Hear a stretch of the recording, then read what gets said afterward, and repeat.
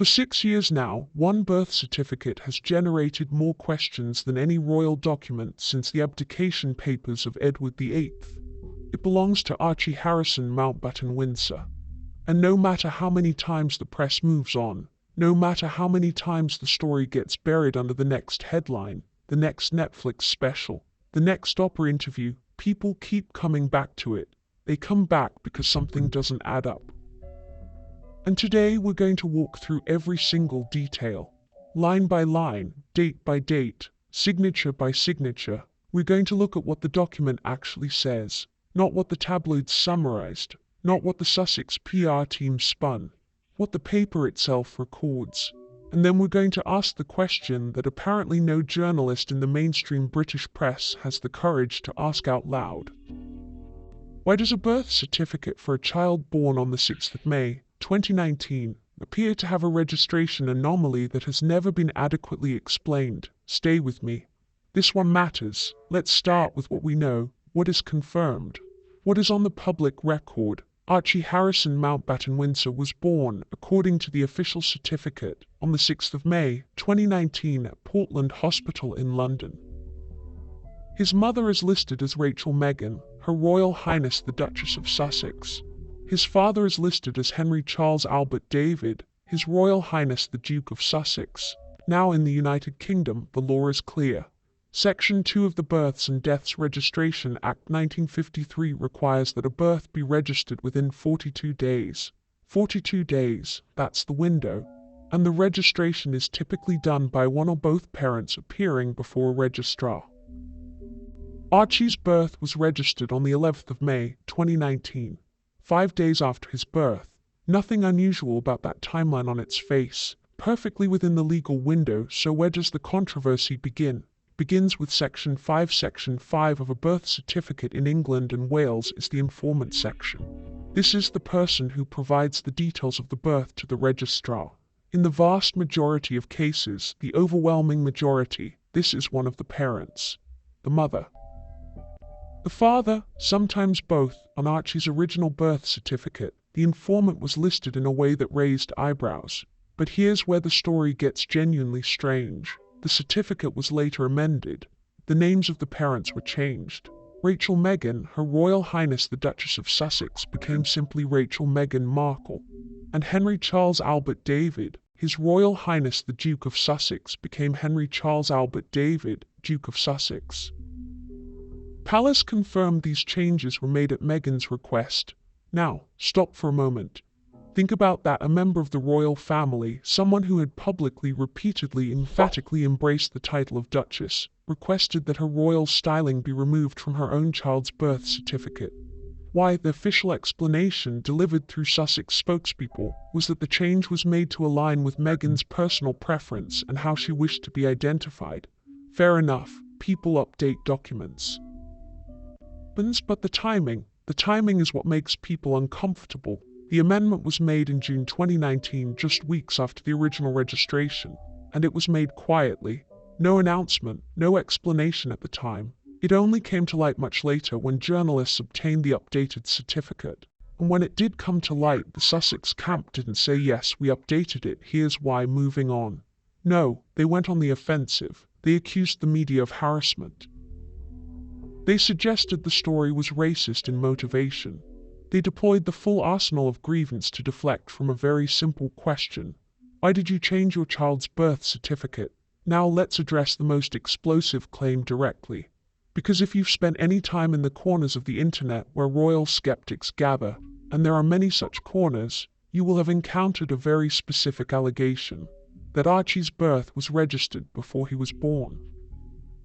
Let me be precise about this, because precision matters. The claim originates from a misreading, or some would argue a careful reading, of the registration date versus the stated date of birth. Some online researchers pointed to what they believed was a discrepancy in the General Register Office records, suggesting that the entry number assigned to Archie's birth was sequentially inconsistent with his stated date of birth. In plain English, they argued that the number on his registration suggested it was processed before May the 6th, not after. Now, is that true? Here's the honest answer. We don't know. And the reason we don't know is that the General Register Office does not publicly release the sequential log of registration entries. So the claim cannot be independently verified by civilians. It relies on inference, pattern recognition, and comparison with other birth registrations from the same period. Some people find that inference compelling. Others dismiss it entirely. But here's what is verifiable, what is on the record, and what is genuinely unusual. The secrecy surrounding Archie's birth was unlike anything seen in the modern royal family. There was no announcement of which hospital Meghan would deliver at until after the fact. There were no photographs of the couple leaving the hospital with the baby, as is customary. There was no appearance on the steps. William and Catherine did it. Diana did it. Every senior royal mother in living memory did it. Meghan didn't. Instead, there was a carefully stage-managed photo call 2 days later inside Windsor Castle. A controlled environment, selected press, limited angles, and the explanation.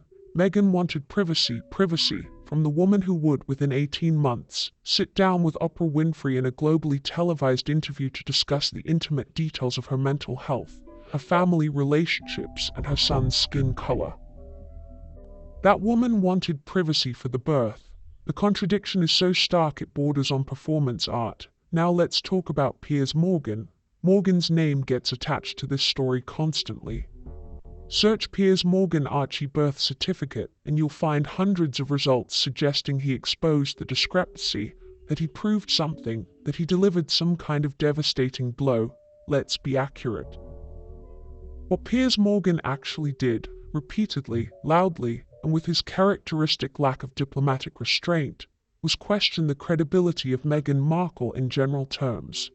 On Good Morning Britain, in his Daily Mail columns on Twitter, and eventually on Talk TV in his uncensored program, Morgan has been the most prominent media voice expressing skepticism about Meghan's public statements.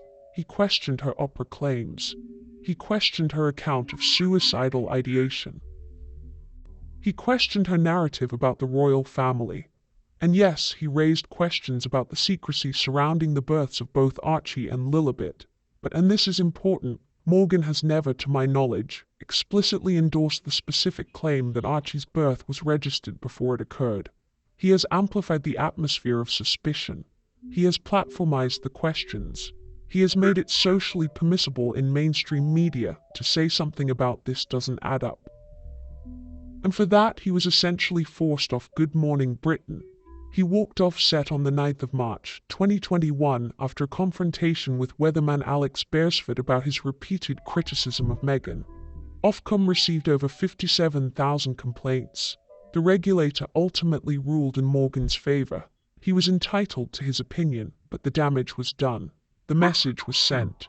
Question Meghan Markle at your professional peril, and yet the questions haven't stopped. If anything, Morgan's departure from GMB intensified public interest in exactly the things he'd been questioning. Because when you tell people they're not allowed to ask something, they tend to ask it louder. And this brings us to the part of the story that, frankly, is the most damning. Not for Meghan, for the institution. Where was the palace? Where was the Queen? Where was Charles? Where were the people whose entire existence is predicated on protocol, procedure, and the meticulous management of the Crown's public image? Because here's the thing that defenders of the royal family never want to confront. They knew about the birth certificate changes. They had to. The Registrar General operates under the authority of the Crown. Amendment to a royal birth certificate would have been flagged. It would have been noted. It would have crossed desks, and they said nothing. When Meghan and Harry announced they were stepping back from royal duties in January 2020, the palace had every opportunity to conduct a transparent review of the preceding 2 years. They could have released documentation. They could have clarified timelines. They could have addressed the growing public unease. They didn't. When the Oprah interview aired in March 2021, an interview in which Meghan made claims about the royal family that, if true, would constitute a scandal of historic proportions, and if false, would constitute defamation of the monarchy itself, the palace issued a 61-word statement. 61 words. The issues raised, particularly that of race, are concerning. While some recollections may vary, They are taken very seriously and will be addressed by the family privately. Recollections may vary. 3 words that did more to undermine public confidence in the crown than anything Meghan Markle has ever said. Because those 3 words told the British public, we know she's not telling the truth, but we're not going to say so, and people noticed. They noticed that the institution that has survived civil wars, abdications, world wars and constitutional crises could not bring itself to directly contradict a former actress from Los Angeles who had been in the family for less than 2 years.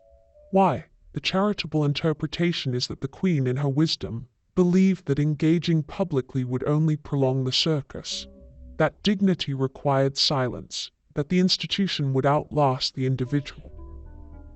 The less charitable interpretation, and the one that an increasing number of the British public seems to hold, is that the palace was afraid of the race card, afraid of the media backlash, afraid that any direct confrontation would be spun as the big, bad, white institution attacking the biracial woman and her children, and so they let it fester.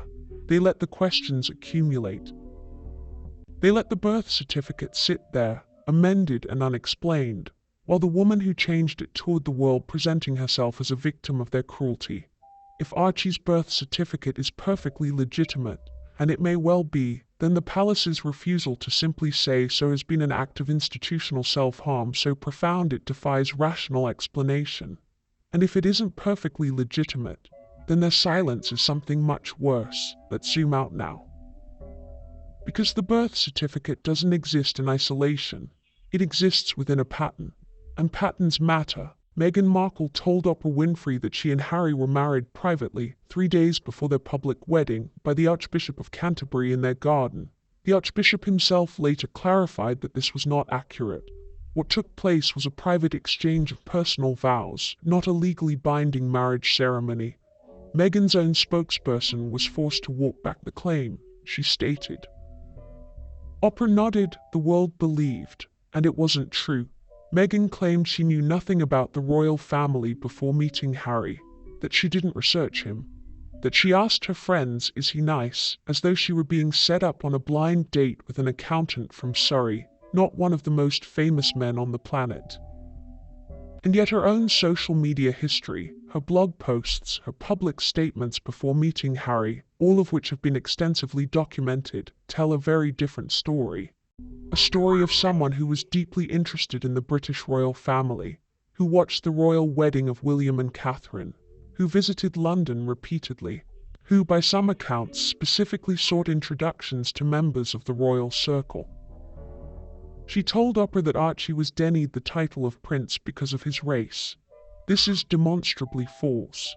Under the letters patent issued by King George V in 1917, great-grandchildren of the monarch through the male line are not automatically entitled to the style of HRH or the title of prince or princess, unless they are the child of the eldest son of the Prince of Wales.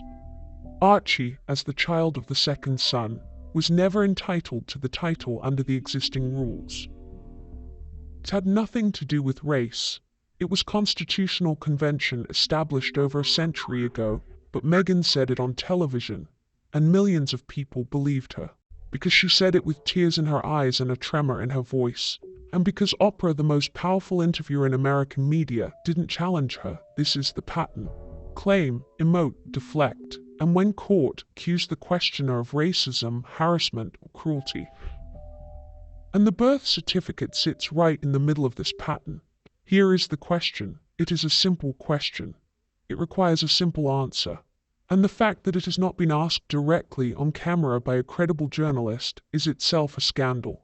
Meghan, did you give birth to Archie Harrison at Portland Hospital on the 6th of May, 2019? And if so, why was every aspect of that birth shrouded in a level of secrecy unprecedented in the modern royal family? That's it.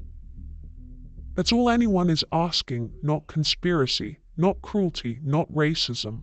A question to which the answer, if everything is as she says, should be the easiest thing in the world to provide. Yes, I gave birth to my son. Here's the unaltered certificate. Here's the hospital record.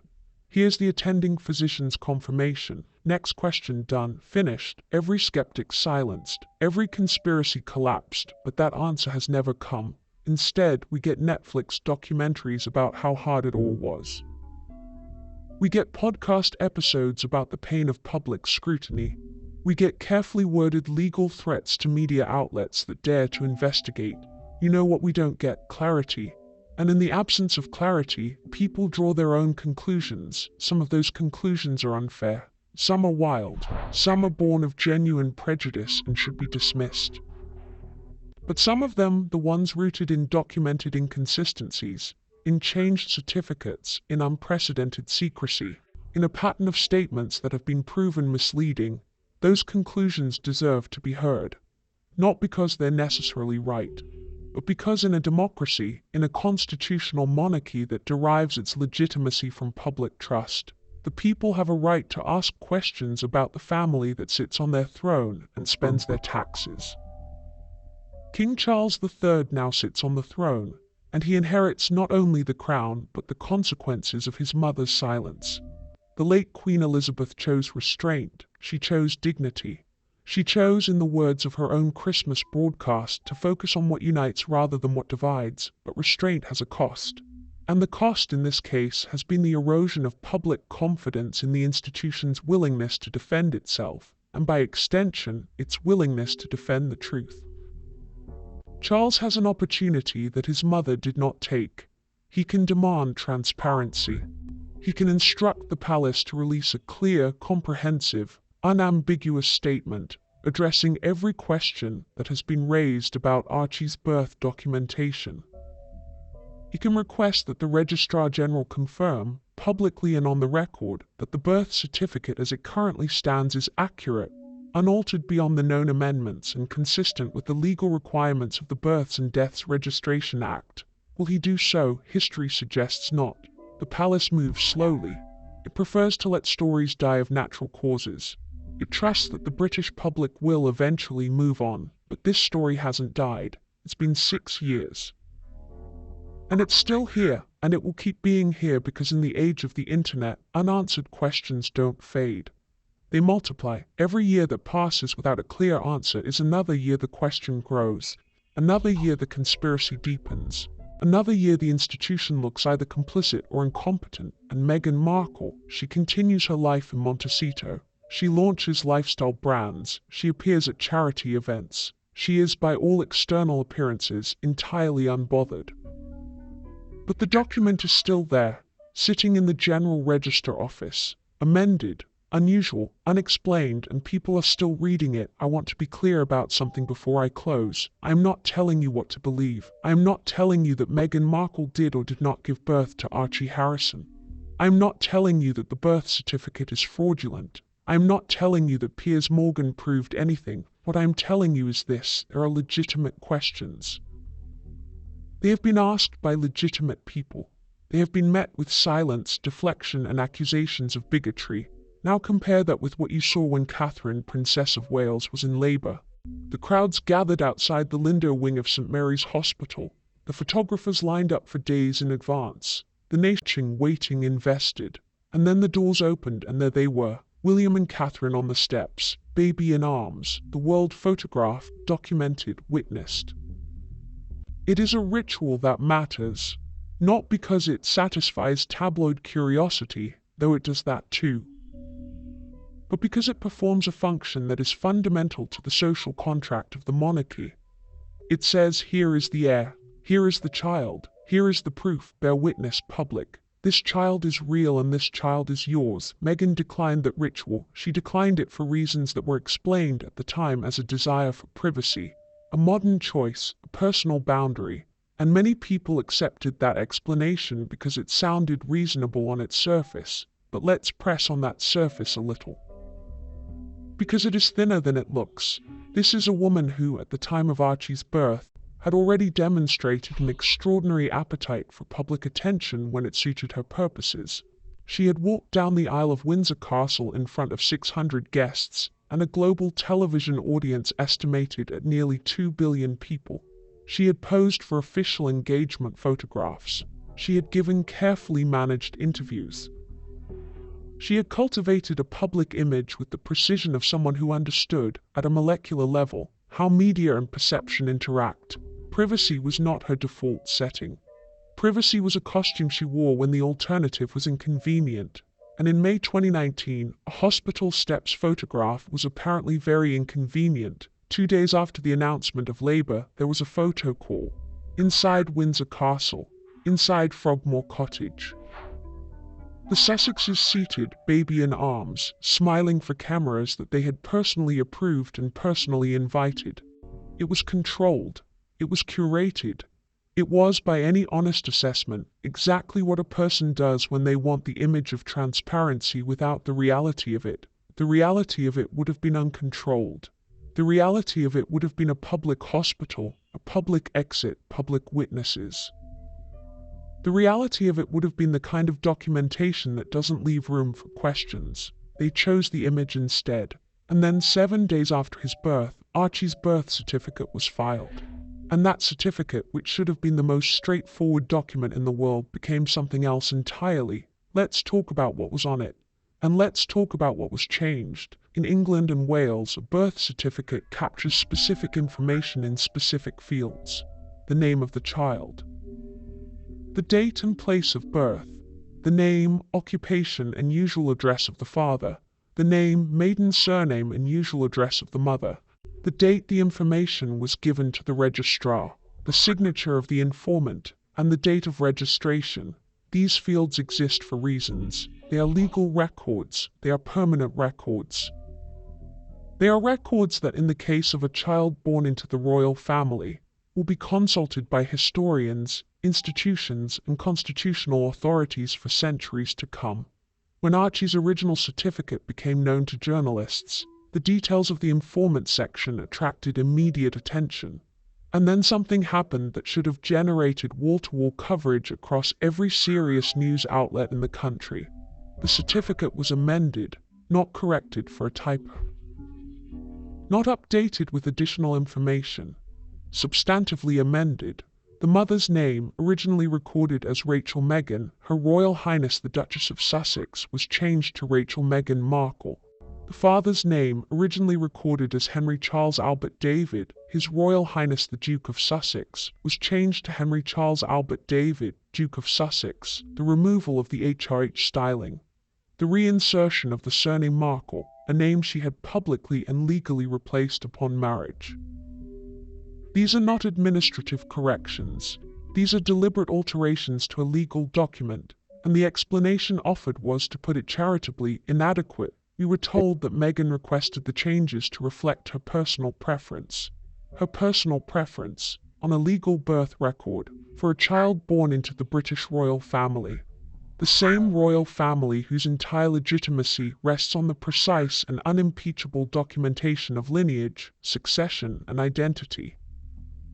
Personal preference. Imagine, for a moment, that you or I walked into a register office and requested that our titles be modified on a child's birth certificate because of personal preference. The registrar would look at us with that particular expression that civil servants reserve for the truly baffling. There is no provision in the Births and Deaths Registration Act for personal preference. You record what is legally accurate at the time of registration. Full stop, and yet, the change was made. Someone authorized it. Someone processed it.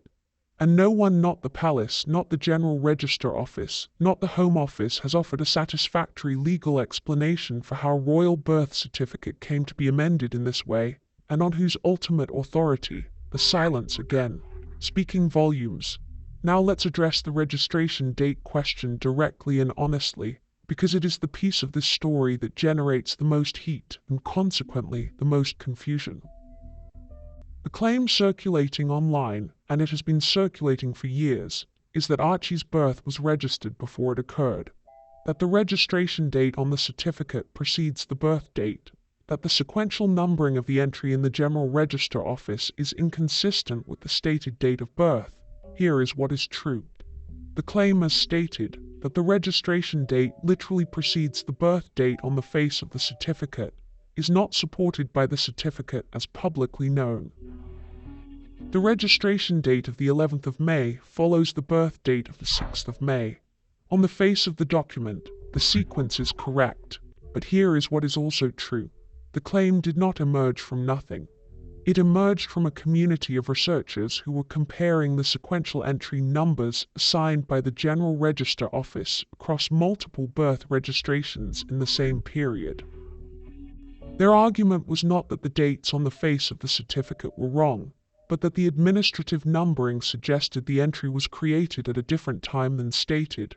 That is a specific and technical claim, and it is a claim that cannot be verified or refuted by the public because the General Register Office does not release its sequential registration logs, which means the claim sits in an uncomfortable space. It is neither proven nor disproven. It is simply there, hanging in the air, unanswered, and the GRO for its part has said nothing to address it, which brings us, as so many things do, back to the silence. Now, Piers Morgan, the name most commonly attached to this story in popular discussion is Piers Morgan, and it is worth spending some time on why that is, and what it tells us about the way information moves in the media ecosystem we currently inhabit. Morgan did not break this story. Morgan did not investigate the birth certificate. Morgan did not, as far as any public record shows, specifically endorse the claim that the registration preceded the birth. What Morgan did was something simultaneously simpler and more significant. He refused to pretend that Meghan Markle was beyond question. In the environment of British media in 2019, 2020, and 2021, that refusal was genuinely radical. There was an extraordinary social and professional pressure on journalists, commentators, and broadcasters to treat Meghan's narrative as settled fact. To challenge her was to risk being labeled bigoted. To question her was to invite an organized campaign of complaint and public shamming. Morgan refused. He questioned her mental health claims. He questioned her account of the wedding. He questioned the framing of the Oprah interview. He was loud about it and unapologetic about it, and not always precise about it. And then on the 9th of March 2021, the day after the Oprah interview aired, he said on Good Morning Britain that he didn't believe Meghan's claim that she had sought help for suicidal thoughts and been denied it by the palace. He walked off set when challenged. Ofcom received 57,000 complaints before lunchtime. He resigned by the end of the day, and the British media learned its lesson. Very clearly, very efficiently. Don't be Piers Morgan. Don't ask the question. Don't follow the thread.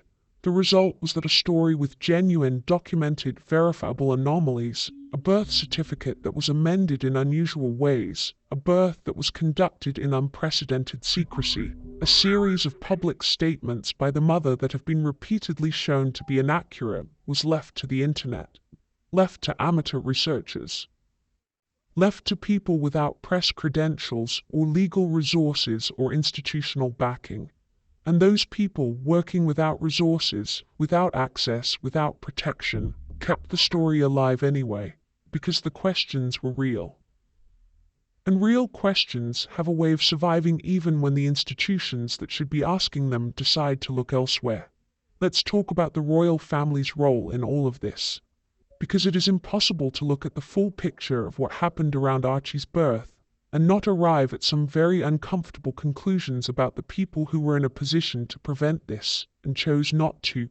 Queen Elizabeth II was, at the time of Archie's birth, the head of the family. She had reigned for 67 years. She had navigated the abdication crisis as a child, the collapse of the empire as a young woman, the divorce of 3 of her 4 children as a mother, and the death of Diana as a grandmother. She was not a naive woman. She was not an uninformed woman.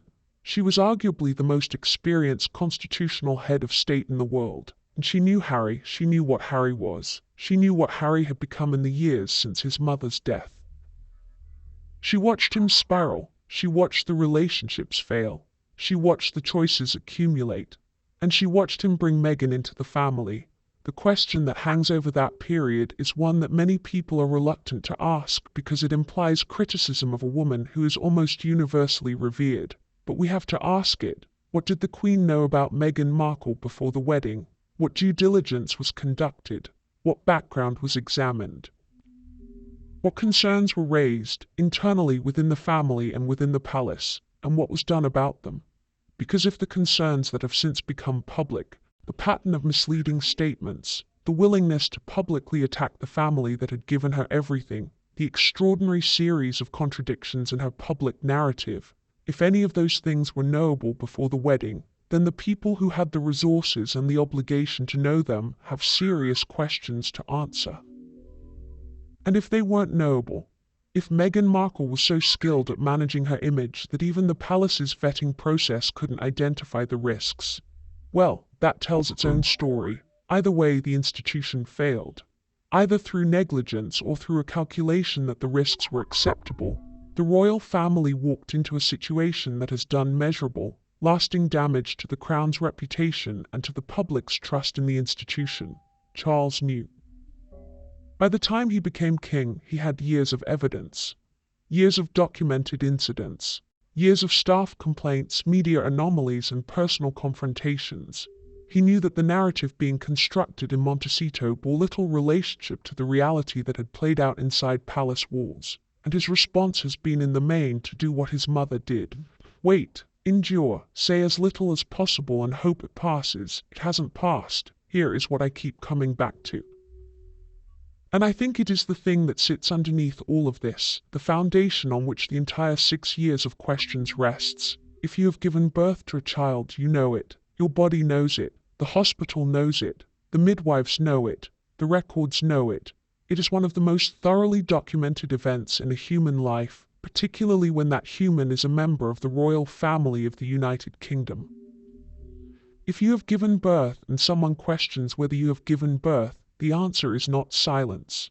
The answer is not legal threats. The answer is not a Netflix documentary about how painful it is to be questioned. The answer is documentation. It is the consultant's record. It is the hospital admission note. It is the midwife's account. It is the straightforward, unambiguous, publicly provided confirmation that requires no interpretation and leaves no room for doubt. That documentation has never been provided. Not once. Not in 6 years. Not in response to any question from any journalist or any online researcher or any member of the public who has asked it. And in the meantime, Meghan Markle has appeared in television interviews discussing Archie's existence, his experiences, his identity. She has spoken about the conversation allegedly held about his skin color. She has used him as evidence of the royal family's racism. She has deployed him, in other words, as an argument, as a piece of the narrative she has been constructing since the moment she left. But she has not provided the one piece of evidence that would make all questions about him disappear. The silence is not privacy. The silence is a choice. And choices, particularly choices maintained with such consistency over such a long period of time, tell us something. King Charles now carries the weight of everything that was left unresolved. He carries the birth certificate questions and the opera contradictions and the spare revelations and the Netflix distortions. He carries 6 years of institutional silence that has allowed a parallel narrative to take root and grow. He has, theoretically, the power to end much of this. A single, clear, comprehensively documented statement from the palace addressing the specific questions that have been publicly asked. A confirmation from the General Register Office that the registration records are consistent and correct. A release of whatever documentation is legally permissible that would settle the questions about the informant section and the amendment history.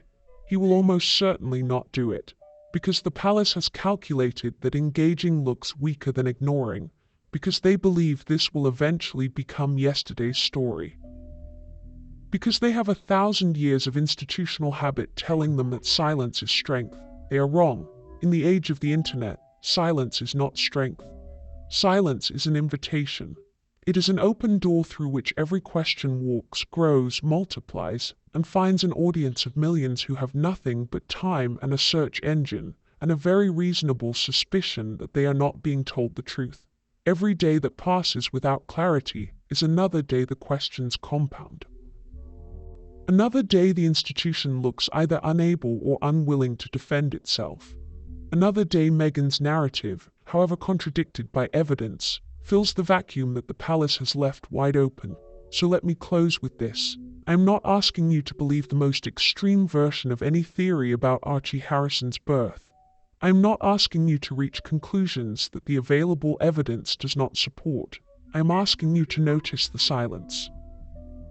I am asking you to notice that 6 years have passed and the most basic questions that any institution with integrity would have answered on day one, remain unanswered.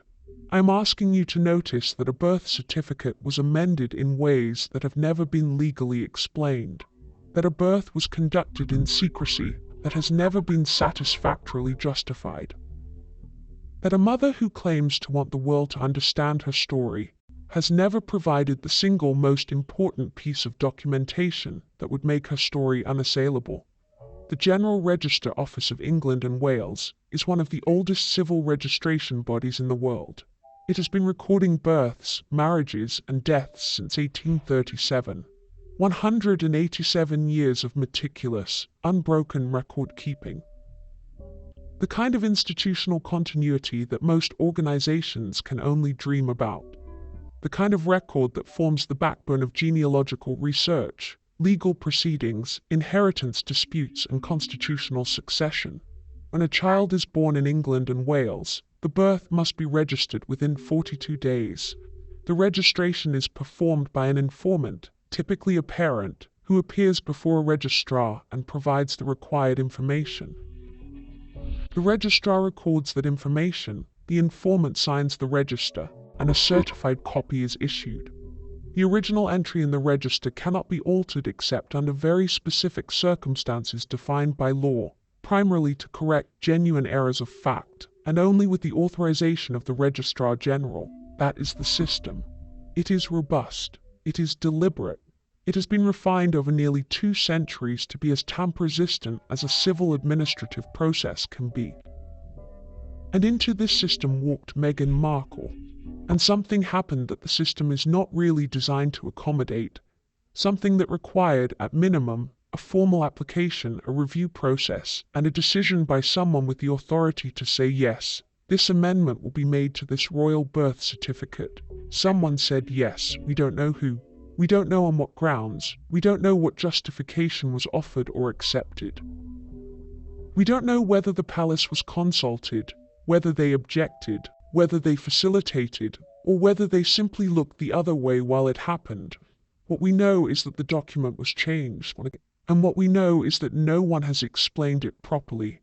Let's establish the timeline precisely. Because precision is everything when the subject is documentation. The 6th of May, 2019. Archie Harrison is born, according to the official record, at Portland Hospital in London. 7th of May, 2019.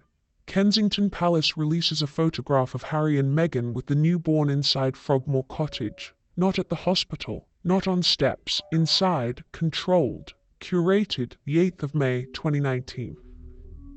A formal presentation of Archie takes place, again inside Windsor Castle with selected media. Again controlled, again curated, the 11th of May, 2019. The birth is registered at the General Register Office, June 2019. Amendments are made to the certificate. The mother's name is changed. The father's styling is altered. These are the facts. The sequence is not in dispute. What is in dispute, what has been in dispute for 6 years, is what these facts mean when placed together and examined honestly. Because here is the thing about timelines. They don't lie. People lie. Statements lie. Spokespeople lie. But a timeline, a simple chronological sequence of documented events, just sits there. Patient, immovable, waiting for someone to look at it clearly enough to see what it's actually showing. And what this timeline shows is a birth that was managed with extraordinary care at every single stage. Every public appearance was controlled. Every image was selected. Every statement was crafted. And when the birth certificate, the one document that exists outside the total control of the Sussex communications operation, when that document appeared in a form that apparently didn't suit, it was changed. Now let's talk about the specific amendments, because the details matter enormously and they tend to get lost in the broader noise of the controversy. The mother was originally recorded as Rachel Meghan, Her Royal Highness the Duchess of Sussex. She became Rachel Meghan Markle. The father was originally recorded as Henry Charles Albert David, His Royal Highness the Duke of Sussex.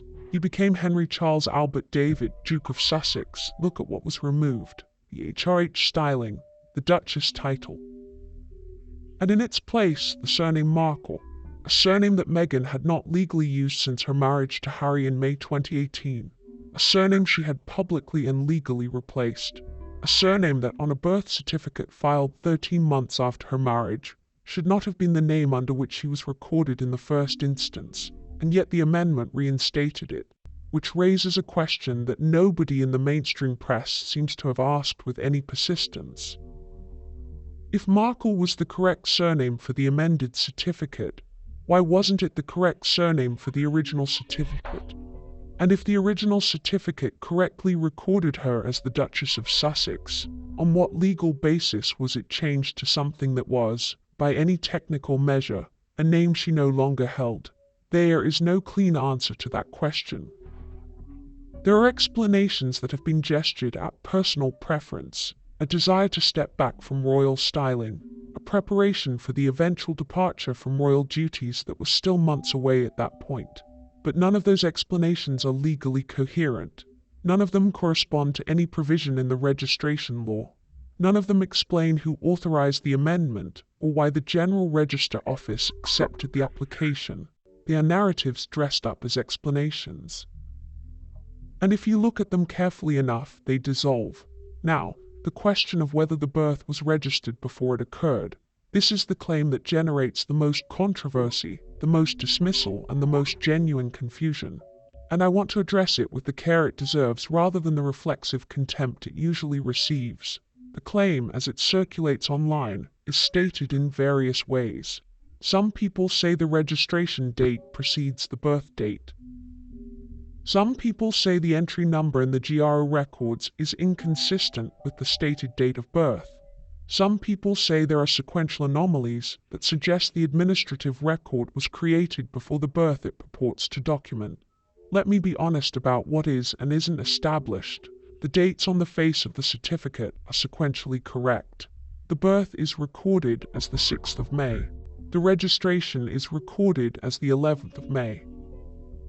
On the document itself, as publicly known, there is no obvious date that precedes the birth. The more specific claim, the one about sequential entry numbers, is a different matter. This claim originates from researchers who compared the registration entry number on Archie's certificate with entry numbers on other birth certificates from the same period, looking for patterns in how the GRO assigns those numbers.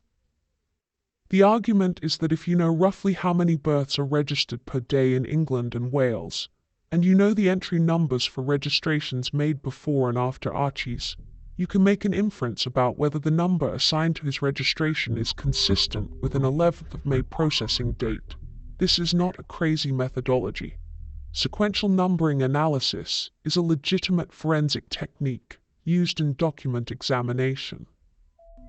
It has been used in fraud investigations, in historical research, in legal proceedings. The fact that it is being applied by amateur online researchers rather than credentialed forensic examiners does not make the methodology itself invalid. What makes it impossible to resolve is the GRO's refusal to release the sequential log. Without that data, the inference cannot be confirmed or denied.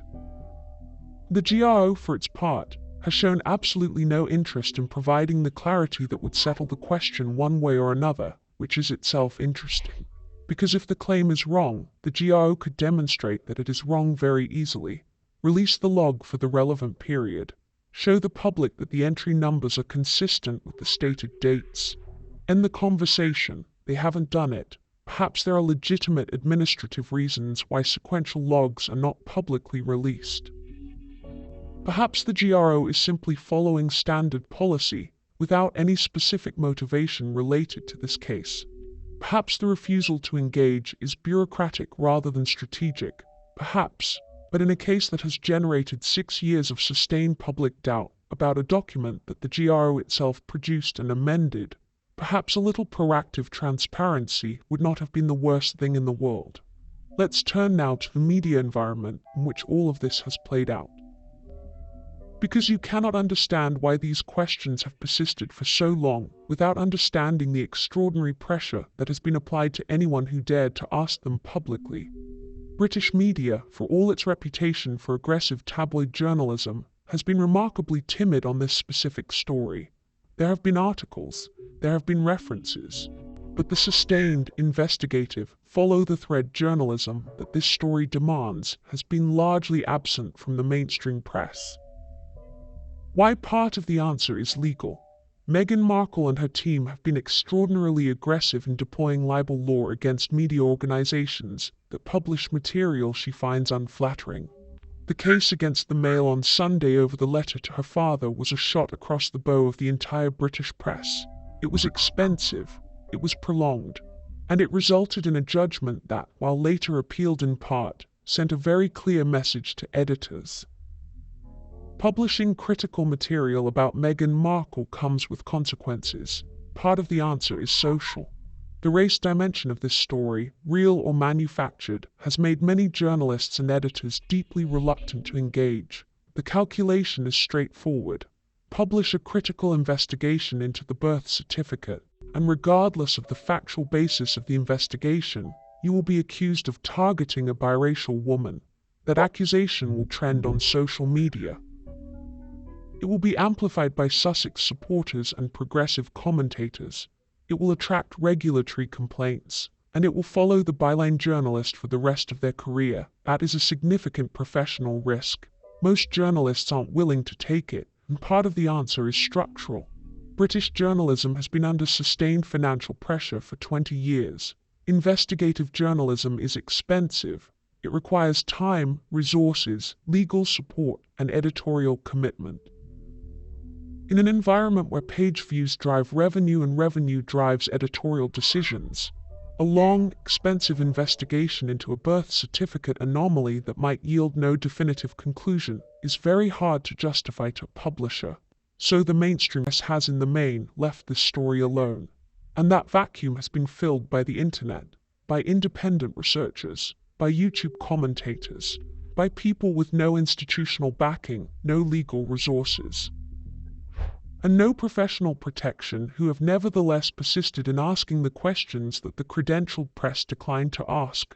There is something genuinely interesting about that. Something that says something important about the current state of the information ecosystem. The gatekeepers are gone. The questions don't require a press pass anymore. They just require persistence and an internet connection and an audience willing to listen. And that audience exists. It is large. It is engaged. And it is not going away. Now I want to spend some time on something that doesn't get enough attention in discussions of this case. The people around Meghan who were in a position to know the truth and have said nothing. The doctors, the midwives, the nursing staff at Portland Hospital, the registrar who processed the original birth registration, the official or officials at the General Register Office who processed the amendment application, the palace staff who were informed of the birth, the senior royals who visited the baby in the days following his arrival. These are not anonymous people in a vast bureaucracy. These are specific individuals who have specific knowledge of specific events. And in 6 years, not one of them has spoken publicly to provide the kind of first-hand, unambiguous confirmation that would settle the questions. Now, many of them are bound by professional confidentiality. Medical records are protected. Civil servants operate under obligations of discretion. These are legitimate constraints, but there is a difference between professional confidentiality and institutional silence. There is a difference between being unable to speak and choosing not to speak. And the collective, sustained, apparently coordinated silence of everyone who might have direct knowledge of Archie's birth and registration is, at minimum, notable. Hospitals issue statements all the time. They confirm that patients have been treated without disclosing medical details. Portland Hospital could, theoretically, confirm that a birth took place on its premises on a given date without violating any patient confidentiality obligation. They have not done so. The General Register Office could confirm that its records are consistent and correct without releasing confidential data. They have not done so. Palace could confirm the basic facts of the birth in terms that do not require the disclosure of any private medical information. They have not done so. Everyone who knows anything has decided, apparently independently but somehow in perfect coordination, that the appropriate response to 6 years of public questioning is silence. That is extraordinary, and it is worth sitting with for a moment before we move on. Now let's talk about the broader pattern of credibility that surrounds all of this. Because the birth certificate does not exist in a vacuum. It exists in the context of a documented history of inaccurate public statements made by Meghan Markle, and that context is not peripheral to the story. It is central to it, a person with an unblemished record of public honesty who had an unusual birth certificate and declined to explain it fully might still command the benefit of the doubt. The unexplained anomaly might be written off as eccentricity, or privacy preference, or bureaucratic complexity that simply doesn't merit extended public discussion. But Meghan Markle does not have an unblemished record of public honesty. She has a documented, specific, repeatedly demonstrated pattern of making public statements that are subsequently shown to be inaccurate, misleading, or flatly false. She claims she and Harry were secretly married before their official wedding. The Archbishop of Canterbury corrected the record. It was not a marriage. It was a private exchange of vows with no legal standing whatsoever. She claimed to have been a victim of bullying allegations so severe that palace staff made formal complaints about her conduct. Staff did make formal complaints about her conduct toward them. She claimed Archie was denied a royal title because of concerns about his race.